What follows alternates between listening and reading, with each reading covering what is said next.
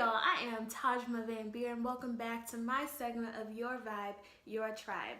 Your girl was a resident advisor for 2 years before moving off campus this summer to have my last semester of college be off campus. And so I'm coming to you with some confessions from a resident advisor, some stuff that you can expect from your resident advisor as a resident of your dorm, but then also some hopes, tricks, honesty from another resident advisor to another resident advisor, because one of my closest friends is actually becoming a resident advisor. This is her first year. So go girl, you got it. I believe in you. Welcome to a new year. It's a really amazing experience, but there's also some things that people just don't understand. So we gonna get that going for you. I have 1, 2, 3, 4, 5 confessions for you. The first being, as a resident advisor, you basically feel like an adjunct professor or just a general teacher. I was a resident advisor in 2 different dorm buildings, and that was crazy. The difference in community, even though they both were honor students, the difference in community was crazy to get to know. You just invest so much time and energy into their lives and you don't realize it, and then suddenly you see them the very next year and they're president of SGA, or they are facilitating conversations on diversity and inclusivity, and or they're on your student orientation leadership team, like how colleges have like their freshman orientation session. They're leading those kind of things, and it's crazy because each time you had to remember, wow, my babies are gone. They're leaving, but they're growing up, and I'm so excited for them. And I'm assuming whenever you hear teachers talk about that kind of thing, it's similar to that.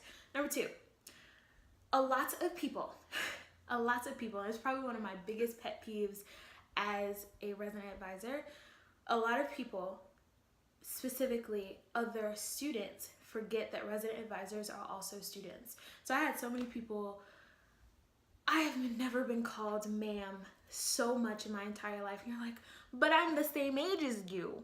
Like there's no age difference. And that was difficult to deal with, especially when people often forget the same time that you have finals, I have finals. And the same time that you're stressing out about this grade that didn't pull through the way that you thought it would, I'm probably stressing out about those things too. I'm going through college in the same way that you are, with just a little bit more responsibility, because I have a responsibility for other people. As a resident, keeping that in mind and being like, okay, well, utilize the resource as a RA. You utilize your RA as a resource, because a lot of people forget to do that. They're putting together programs. They are paid to put together programs to make sure you're safe, to make sure that you're happy, to make sure that you're good. And they don't utilize that, but then also realize they're a student too. And they're not always going to be on 10 every time you see them. They might be crawling back on a Thursday night on college night the same way that you are crawling back on Thursday night on a college night. Number 3, I, as a resident advisor, was a little lax about things because I'm a very patient and understanding person, I would like to say. So I typically abided by the rule of, if I didn't see, smell, or hear it, it literally did not exist. And I did this because I witnessed so many RAs. They allowed the power or authority that they saw that they had as a resident advisor to go to their head, and they wanted to crack down on every single little thing. And even with your parents aren't going to crack down on every single little thing. RAs are basically like your parents away from home, and I just don't have the time and energy to put into cracking down on everything. So if I'm seeing it right in front of me, I'm going to let you know, hey, I see you. Can you go do that somewhere else so I don't have to really see you? Number 4, no one warned me that being an RA was full of decorating. When it came to decorating, I did not know you had to do that. I am not an arts and craft girl, but I became one. Pinterest was my best friend, and I remember my very first year being a resident advisor, During RA training, I literally stayed up all night. Mind you, my first year being a resident advisor, I was a sophomore in college. So I was a sophomore in college. I was a resident advisor. I had 2 other jobs aside from being a resident advisor that were all happening at the same time. So I was exhausted. I remember falling asleep in the hallway, cutting like my leaves out for this amazing tree that turned out bomb. If I find a picture, I'll put it in here somewhere. But it was a bomb tree. It was a bomb tree. But no one told me that I had to decorate. No one told me that that was such a big deal. But man, is it a big deal. It really helps create your community to a whole other level that you do not expect. On the same note, your resident advisor spends a lot of time decorating your halls. And most of the time, or all of the time, it is for you and your supervisor and their supervisor who is over them. And it is infuriating. It is so infuriating when you spend all this time creating this bulletin board and then you walk past 2 days later and it has the word dick on it.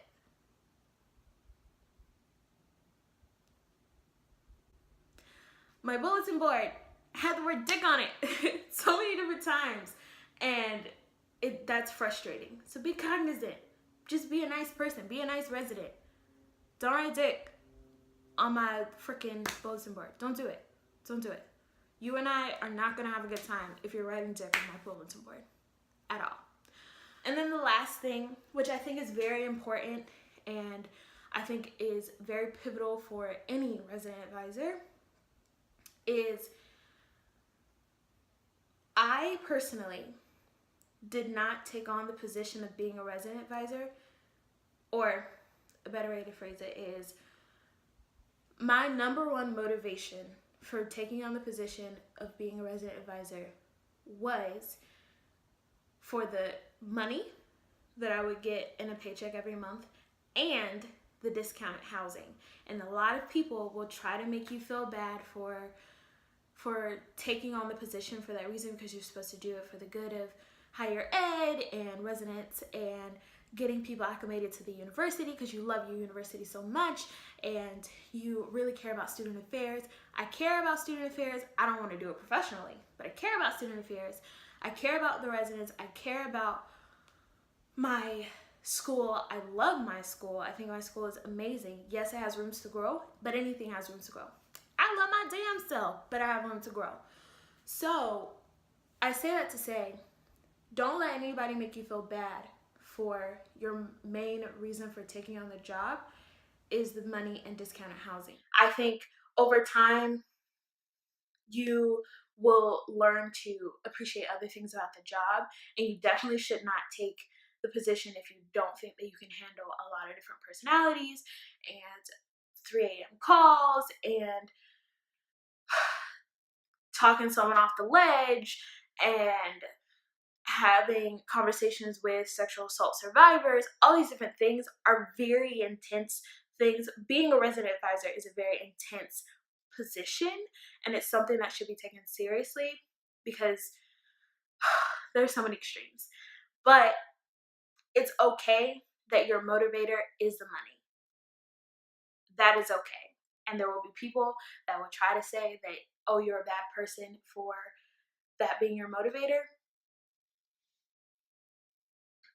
We don't care, because you'll fall in line with the job as you go. Yeah. So there's that. I hope you have a good year.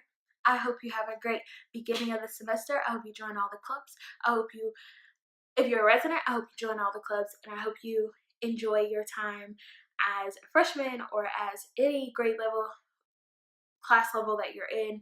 And I hope that is very fun for you and that you're learning a lot and that you respect your RA and that you cut them the slack that they truly deserve. If you're a resident advisor, I hope that you cut yourself the slack that you deserve and that you make the position fun, because it's easy to go into routine mode. Don't do it to yourself. You're in college. You deserve to be a college student. You're a college student first and foremost. Or actually, fuck that. You're a person first and foremost, and then you're a college student. And however your priorities line up, that's what it is. Do you, boo. You got it.